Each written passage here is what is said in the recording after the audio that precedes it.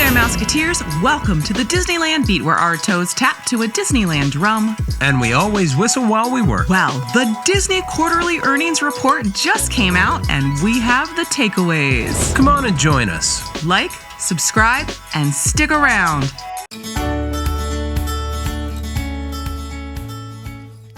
Today, the Walt Disney Company reported that while things may be looking pretty good for their streaming platforms, it's not looking as great for the parks. Most notably, the impact on worldwide park operating income was an estimated loss of approximately $2.6 billion. Much of that is due to closures like the Disney Cruise Lines and, of course, Disneyland.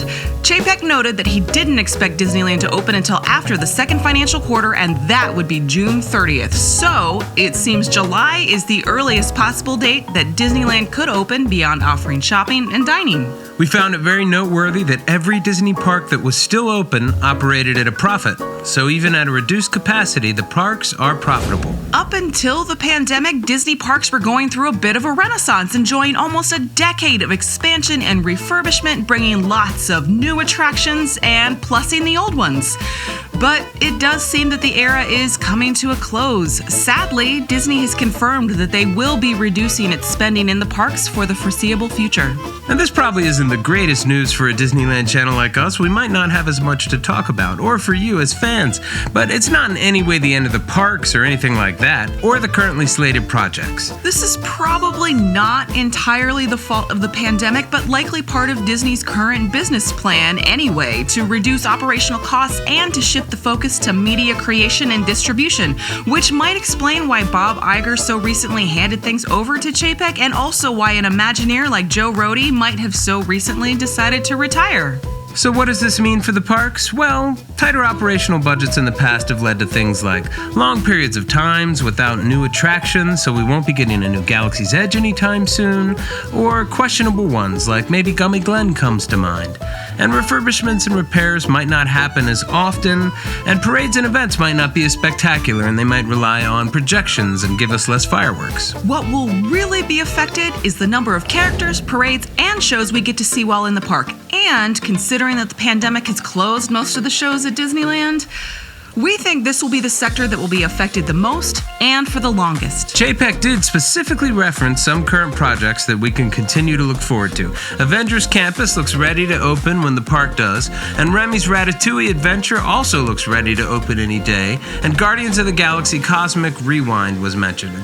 And this just probably means that these are the next 3 attractions that will open, not that other things are off the list. Nevertheless, it is noticeable that Tron Light Cycle at the Magic Kingdom or Mickey and Minnie's Runaway Railway at Disneyland were not mentioned. Both were under construction prior to the pandemic, but Disney has slowed the pace of construction to keep costs down. So who knows when they might actually open, although they should be completed eventually. It was noted during the call that Disney is currently operating at 35% of full capacity, up from 25% capacity the previous quarter. Safety protocols are still being followed while allowing for the increase.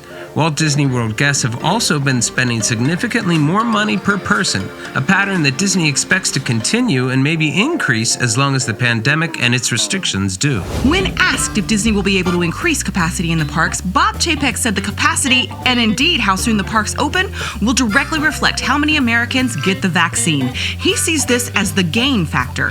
There's plenty of demand from guests for the Disney parks, and it was noted during the call that industrial engineering teams have figured out how to increase attendance in the parks while still maintaining safety measures. Chapek has no doubt that Disneyland and other closed parks will reopen, and the already open parks will see an increased capacity in 2021. But he also said that physical distancing measures and the wearing of masks by guests will need to continue throughout the entire year, and suggested that it won't be until 2022 that masks and social distancing methods will be less necessary.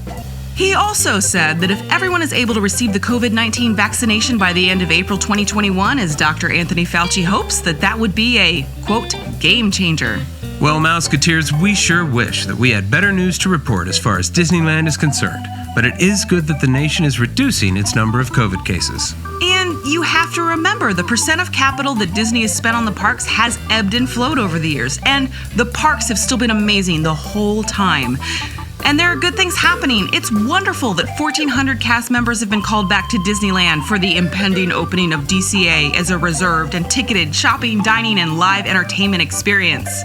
We can expect that to open mid-March, and though there's no official date, rumors are suggesting March 14th. We are really looking forward to this, and we should find out soon exactly what they're going to offer. Though, of course, it means that downtown Disney will go back to having its usual boundaries. No more free walks through the gate. It's also rumored that Disneyland itself might open up Main Street USA in a similar manner, allowing guests to walk the classic street up to the hub, and we hope this is true. What do you guys think? Well, that's it for us today. See you real soon, Mouseketeers. See you real soon.